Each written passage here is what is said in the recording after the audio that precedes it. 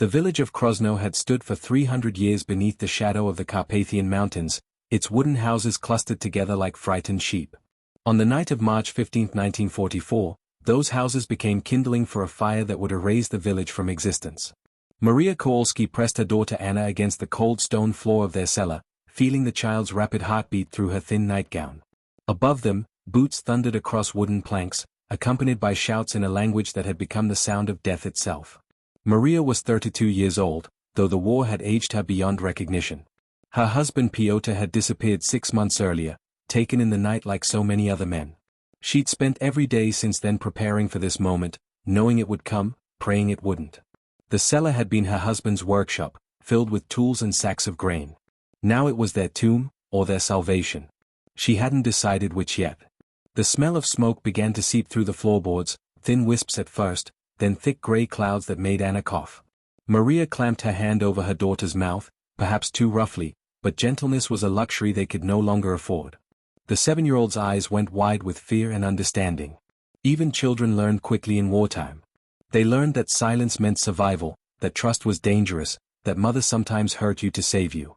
Through the cracks in the ceiling, Maria could see orange light dancing, growing brighter with each passing second. The fire was spreading faster than she'd anticipated. She'd planned for soldiers, for searches, for interrogations. She hadn't planned for them to burn everything to the ground. The heat intensified, turning the cellar into an oven. Sweat poured down Maria's face, mixing with tears she didn't remember crying. Her mind raced through impossible calculations. How long before the floor collapsed? How long before the smoke became too thick to breathe? How long before her daughter died in her arms? The old fireplace in the corner suddenly seemed like providence rather than coincidence. It was large, built in the days when the cellar had been a separate cottage, designed to heat the underground room during brutal mountain winters. Maria hadn't lit it in years. The chimney was probably blocked with bird nests and debris. But it was stone, and stone didn't burn. She crawled toward it, dragging Anna behind her, staying low where the air was clearer. The fireplace was deep, deep enough for a small child to crouch inside. Deep enough to hide. Maria pulled out the old grate and swept away years of accumulated ash with her bare hands. The powder was cold and fine, like black snow. She worked frantically, creating a hollow space, a cave within a cave. Above them, something massive crashed, sending sparks raining through the gaps in the ceiling. A beam, probably, or perhaps an entire wall.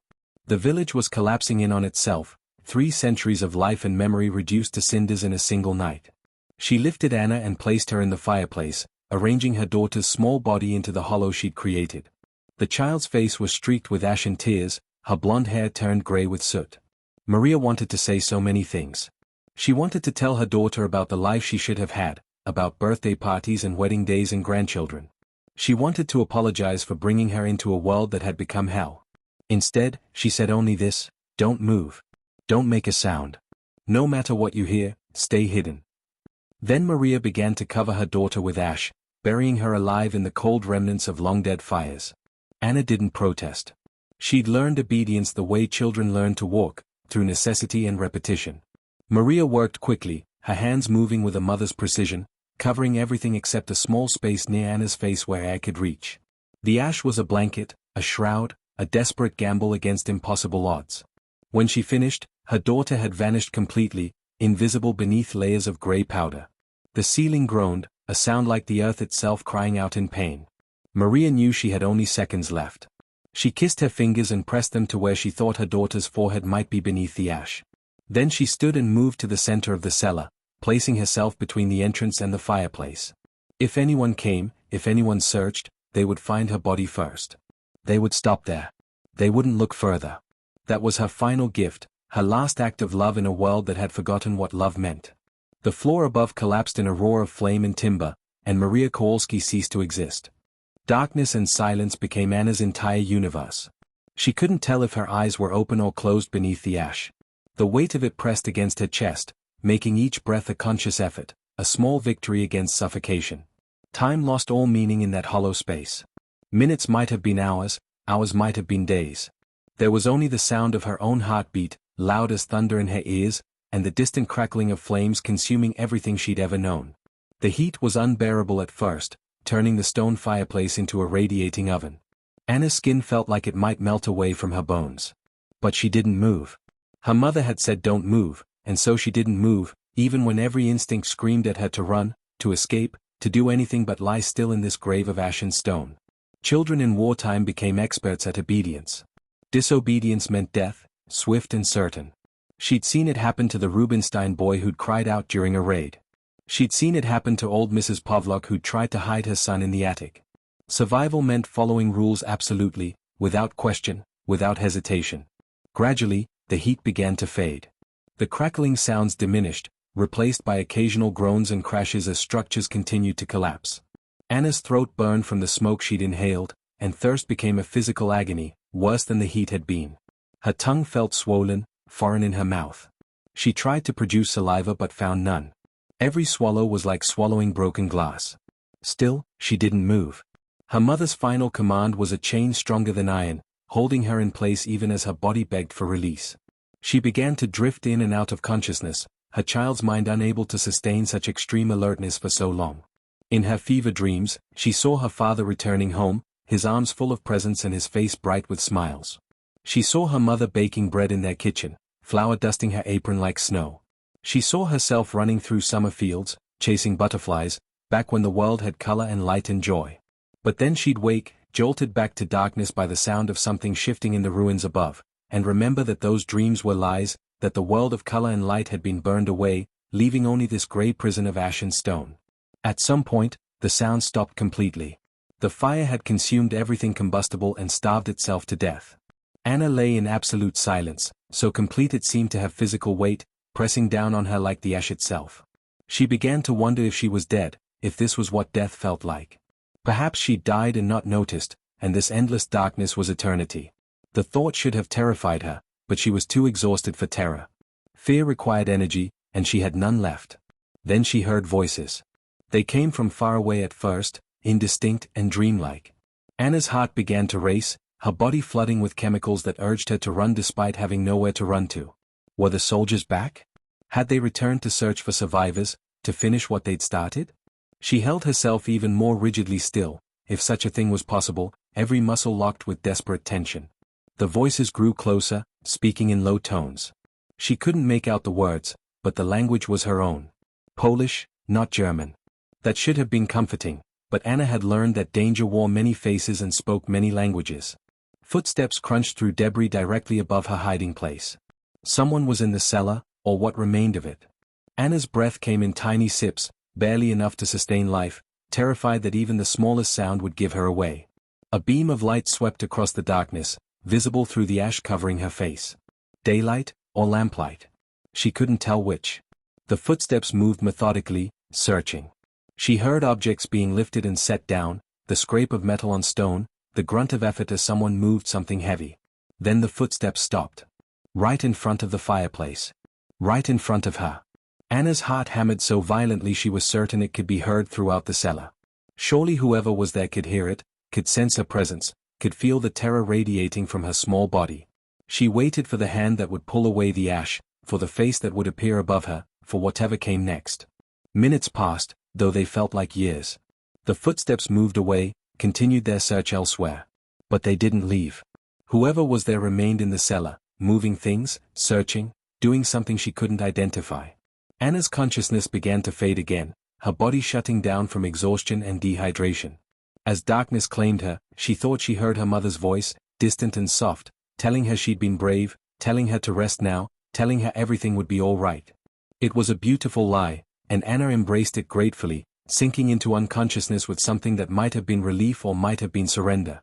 In that moment, the distinction didn't matter. Jakub Novak had not been sleeping when he saw the orange glow light up the night sky. Sleep had become a stranger to him since the occupation began, replaced by a state of constant vigilance that left him hollow-eyed and grey-faced. From his farmhouse 3 kilometers from Krosno, he'd watched the village burn, watched the flames reach toward the stars like desperate prayers that would never be answered. He'd counted the trucks as they left, marked their direction, and waited. Waited while his hands clenched into fists. Waited while rage and helplessness warred in his chest. Waited because that's what farmers did. They waited for seeds to grow, for seasons to change, for the right moment to act. When dawn came, painting the smoke-stained sky in shades of red and gold, Jakub hitched his old mare to a cart and took the road toward Krosno. He told himself he was going to see what could be salvaged, what supplies might be scavenged from the ruins. It was a lie, but lies were survival tools now, even the ones you told yourself. The truth was that he was going to look for survivors, even though he knew the chances were impossibly small. The Nazis had been efficient in their destruction. They always were. The village was unrecognizable. Where houses had stood, only blackened foundations remained. Where gardens had bloomed, only ash covered the earth. The smell of burned wood mixed with something else, something worse, that Jakob tried not to identify. His mare whinnied nervously, sensing death in the air. He dismounted and began to walk through the ruins, his farmer's boots crunching through debris, his eyes scanning for any sign of life. He wasn't sure what he expected to find.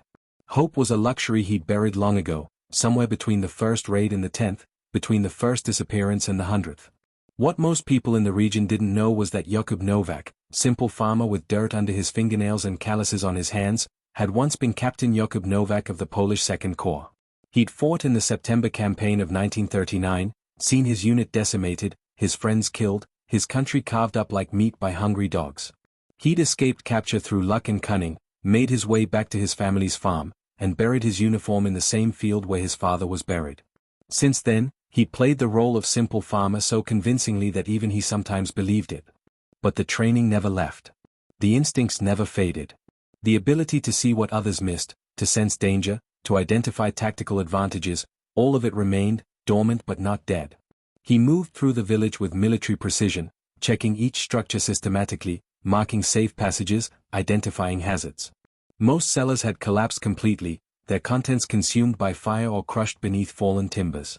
But the Kowalski house, or what remained of it, had something the others didn't. Its cellar had been built into the hillside, reinforced with stone from the old quarry. The structure had partially survived, though the entrance was blocked by debris. It took Jakub an hour to clear a passage, moving charred beams and broken masonry with patient determination. When he finally descended into the cellar, his lamp revealed a scene of devastation. The ceiling was mostly gone, collapsed inward, leaving only portions of the walls standing. Debris covered everything.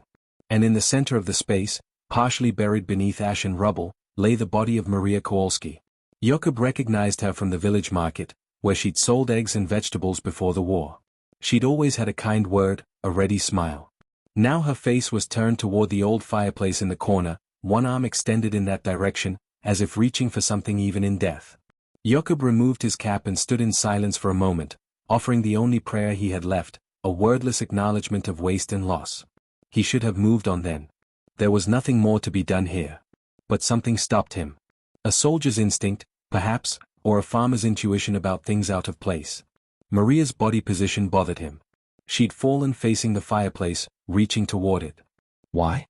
What had been there in her final moments that mattered more than escape? He approached the fireplace carefully, testing each step, conscious of unstable debris beneath his feet. The old stone structure had survived the fire largely intact, blackened but solid. Jakub shone his lamp into the opening and saw what he expected, layers of ash, undisturbed for years. He almost turned away. But then his light caught something, a subtle depression in the ash, a hollow space where there should have been an even surface. His soldier's training kicked in immediately. That hollow hadn't formed naturally. Someone had created it, deliberately shaped it, hidden something within it. Jakub set down his lamp and began to carefully brush away the top layer of ash. His hands moved with delicate precision, the same hands that had planted wheat and delivered calves now engaged in excavation of an entirely different kind. Beneath the surface layer, the ash was still warm. And then his fingers touched something that wasn't ash. Something warm and solid. Something that moved. He jerked his hand back, his heart suddenly pounding. Then he worked faster, pulling away handfuls of ash, revealing what lay beneath. A small hand. An arm. A face. A child. The girl's skin was gray with ash, her lips cracked and bleeding, her breathing so shallow it was barely perceptible. For a moment, Jakub thought he'd uncovered a body, another victim of the massacre, and grief threatened to overwhelm him. Then the child's eyelids fluttered, and he realized she was alive. Impossibly, miraculously, devastatingly alive. He'd been a soldier, had seen men survive wounds that should have killed them, but this was different. This child had been buried alive, left for dead, and somehow her body had clung to life with the stubborn desperation unique to the young. Jakub lifted her from the fireplace with infinite care, cradling her against his chest. She weighed almost nothing, a bird's weight, a ghost's weight. Her breathing hitched but didn't stop. Good. That was good. He needed to get her warm, get her hydrated, get her somewhere safe. But where was safe anymore? Nowhere. The entire country was a killing field, a hunting ground where children like this were prey and soldiers were predators. Taking her to a hospital was impossible. The Germans controlled the hospitals, kept records, asked questions. Taking her to another village was equally dangerous. Krosno hadn't been the first village burned, wouldn't be the last. Survivors were liabilities, witnesses to be eliminated. That left only one option. His farm. It was remote, isolated, overlooked by the occupiers who had bigger concerns than a failing wheat crop and an aging farmer. But hiding a child there wasn't simple. His workers would notice. His neighbors would wonder. Any visitor would ask questions. The penalty for harboring survivors, especially Jewish survivors, was death. Not just for him, but for everyone on his property. The Germans had made that clear with public executions that turned village squares into theaters of horror. Collective punishment, they called it. Terrorism was the more accurate term. Jakob carried the girl up the cellar steps and into the grey morning light. She stirred in his arms, making a small sound, not quite a moan, not quite a word. Her eyes opened slightly, unfocused and glassy with fever. She looked at him without recognition, without fear, without anything but the blank stare of someone pushed beyond the limits of what a human mind could process. He wrapped her in his coat despite the morning warmth, hiding her from sight, making her into a bundle of cloth that could be anything. The deception was automatic, instinctive. In occupied Poland, everything was a secret, everyone was a spy, and survival meant thinking 3 moves ahead. He placed her gently in his cart beneath a tarp, surrounding her with sacks of whatever he could salvage from the ruins. Nails, tools, pieces of metal. Things a farmer might reasonably have come to collect. Things that would explain his presence if stopped. Then he climbed onto the cart, took the reins, and began the journey home. Every meter felt like a kilometer. Every sound made his heart race. The road was empty, but empty roads meant nothing.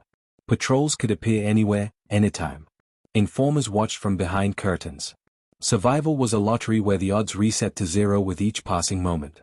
The girl barely moved during the journey, her breathing so quiet that Jakob periodically checked to ensure she hadn't died beneath the tarp. Each time, he found that fragile pulse still beating, that small chest still rising and falling. She was a fighter, this one. Had to be, to have survived what she'd survived. Her mother must have been extraordinary too, to have conceived of such a hiding place, to have had the courage to bury her own child alive. Jakob thought of Maria Kowalski's body in the cellar, her arm reaching toward the fireplace even in death, and understood that he wasn't just carrying a child. He was carrying a woman's final act of love, a desperate message thrown across the boundary between life and death. When he reached his farm, Jakob didn't take the girl into the house. His workers were already in the fields, his housekeeper would be in the kitchen, and any of them could inadvertently reveal the secret that would kill them all. Instead, he took her to the old storm cellar behind the barn, a structure his grandfather had built from stone and earth during the lean years of the last century. It was dry, hidden, forgotten by everyone except Jakob himself. He'd used it during his first weeks back from the war, sleeping there instead of in the house, unable to bear walls and ceilings after months of sleeping in trenches and forests. He made her comfortable on a bed of straw and horse blankets, then fetched water from the well. She needed fluids desperately, but he knew that giving too much too quickly could be as dangerous as giving none at all. He dampened a cloth and dripped water onto her cracked lips, letting her body absorb it slowly. After several minutes, her tongue moved, seeking more. Good. The body wanted to live. That was half the battle. The other half was convincing the mind to follow, and he had no idea how to do that for a child who just lost everything. Throughout that first day, Jakob moved between the cellar and his normal routines, maintaining the appearance of normalcy that was now a survival skill. He worked in the fields, ate lunch with his workers, inspected fences, did all the things a farmer would do. But every hour, he found an excuse to visit the old storm cellar with water, with broth, with blankets. The girl remained unconscious most of that time, waking only briefly to take small sips before slipping back into a sleep that looked too much like death for comfort. As evening fell, Jakob sat beside her in the dimness of the cellar, watching her breathe. He'd saved her life, at least temporarily.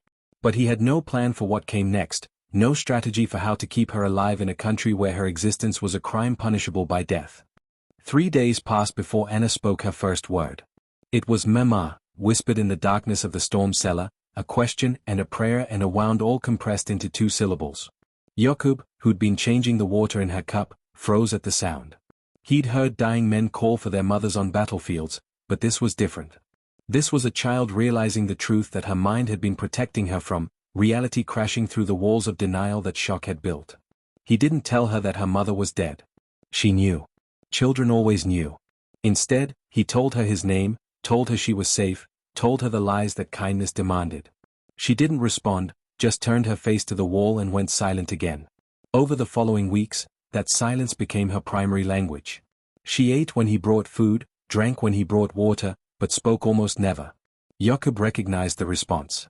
He'd seen it in soldiers after particularly brutal combat, the mind retreating to a place where words couldn't reach, where pain couldn't follow. He couldn't keep her in the storm cellar forever. Winter was coming, and the cold would kill her as surely as a bullet. But bringing her into the house meant expanding the circle of people who knew the secret, and every person who knew was a potential death sentence. Finally, necessity made the choice for him. He called his housekeeper, Mrs. Kaminska, into his office and told her everything. She was 60 years old, had known him since he was a boy, and had buried 2 sons in the September campaign. She listened without interruption, her weathered face revealing nothing, her hands folded calmly in her lap. When he finished, she was quiet for a long moment. Then she said, "Well, we'll need to prepare the attic room. A child can't live in a cellar like some animal." That was all. No discussion of the risks, no weighing of consequences, no moral debate about whether saving one life was worth risking many. She simply accepted the reality and moved forward, the way people had been doing throughout history when faced with impossible choices. Within a day, the attic had been transformed into a living space, small but warm, hidden but comfortable. Within a week, Anna had been moved there under cover of darkness, beginning the next chapter of her strange half-life between death and survival. Teaching her to be invisible became a collaborative effort. Mrs. Kaminska showed her how to walk without making the floorboards creak, how to time her movements to the noise of the household, how to recognize the sounds of different visitors and what each sound meant. Jakub taught her the more tactical skills, the soldier's knowledge he'd never expected to pass on to a child. How to identify vehicles by engine sound, how to judge distance and direction of approaching threats, how to prepare for rapid evacuation. Anna learned everything with the same silent intensity, never complaining, never questioning, simply absorbing information like earth absorbing rain. Months passed, then a year. The war ground on, indifferent to individual stories of survival and suffering. Anna remained hidden, a ghost in the attic, a secret shared by 3 people who'd staked their lives on her continued existence. She grew taller, stronger, though her silence persisted. Jakub began to teach her to read using his old books, started showing her maps of the world beyond occupied Poland, slowly trying to convince her that a future existed somewhere beyond this present horror. In the spring of 1945, everything changed in the span of a single week. The front lines shifted, German forces retreated, and Soviet troops arrived like a wave crashing over the landscape. Liberation, they called it, though Jakub knew that one occupation was simply being replaced by another. Still, the immediate threat had passed. Anna could emerge from hiding, could walk in sunlight, could exist as more than a shadow. When he told her, she simply nodded, her expression unchanged, as if freedom and captivity were equal states of being. But the real transformation came later, after the shock of liberation faded and the work of rebuilding began. The new government needed farmers, needed workers, needed people willing to put their backs into the impossible task of resurrection. Jakub threw himself into that work, and Anna worked beside him, slowly, carefully emerging from her shell of silence. She never spoke about her mother, never mentioned the fire, never acknowledged the years she'd spent hidden in an attic. But she lived. She grew. She became. Years later, when Anna was 17 and preparing to leave for university in Krakow, she asked Jakub why he'd saved her. They were standing in the same field where he'd first brought her, hidden beneath a tarp, more dead than alive.